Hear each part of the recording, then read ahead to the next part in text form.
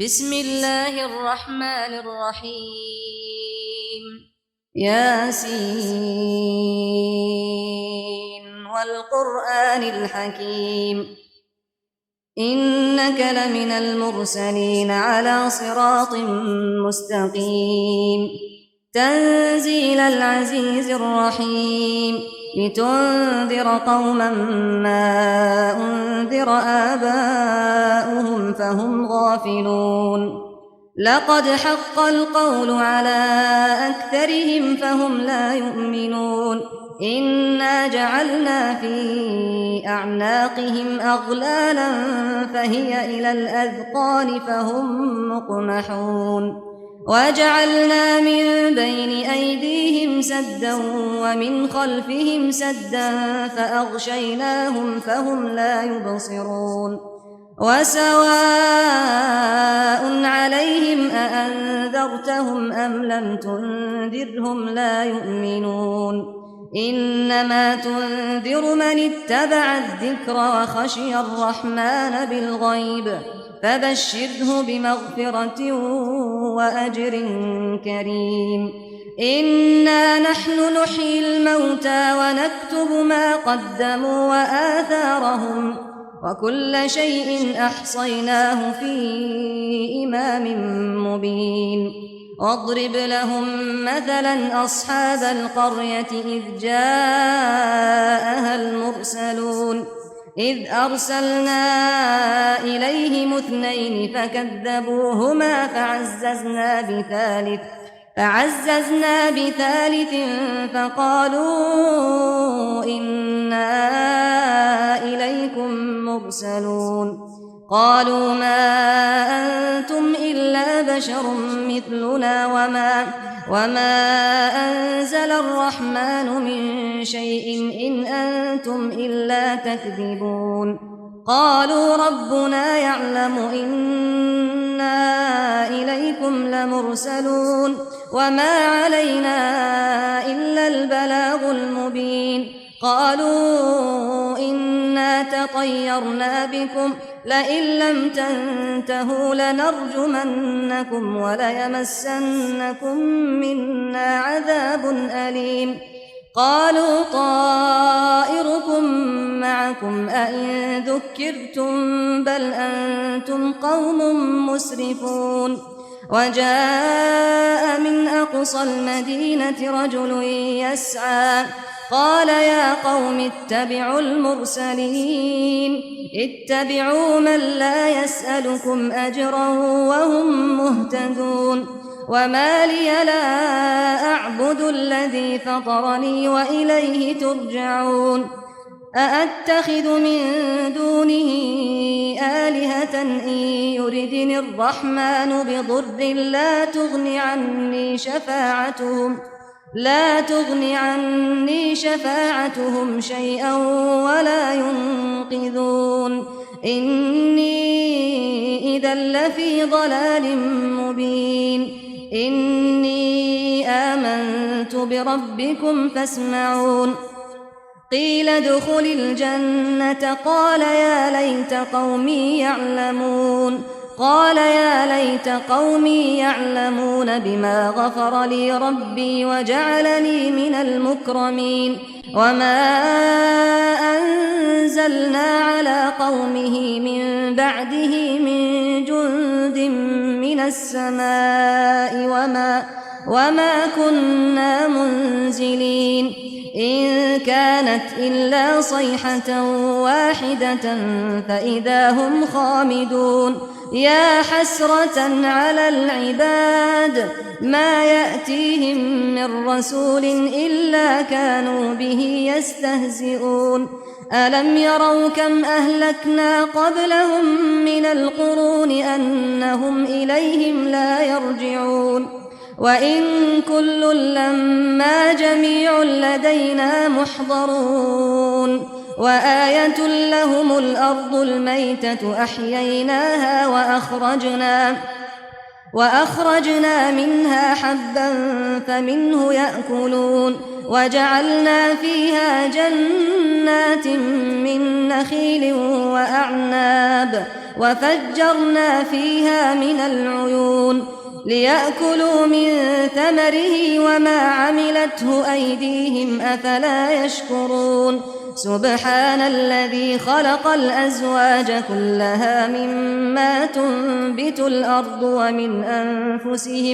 ومن أنفسهم ومما لا يعلمون وآية لهم الليل نسلخ منه النهار فإذا هم مظلمون والشمس تجري لمستقر لها ذلك تقدير العزيز العليم والقمر قدرناه منازل حتى عاد كالعرجون القديم لا الشمس ينبغي لها أن تدرك القمر ولا الليل سابق النهار وكل في فلك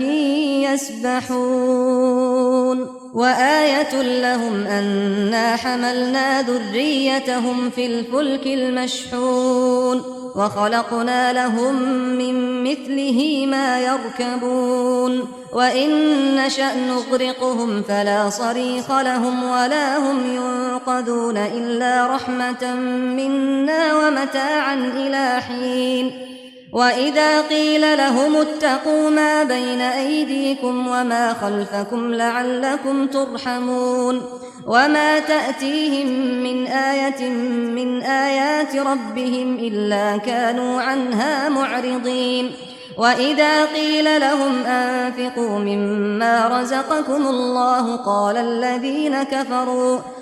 الذين كفروا للذين آمنوا أنطعم من لو يشاء الله أطعمه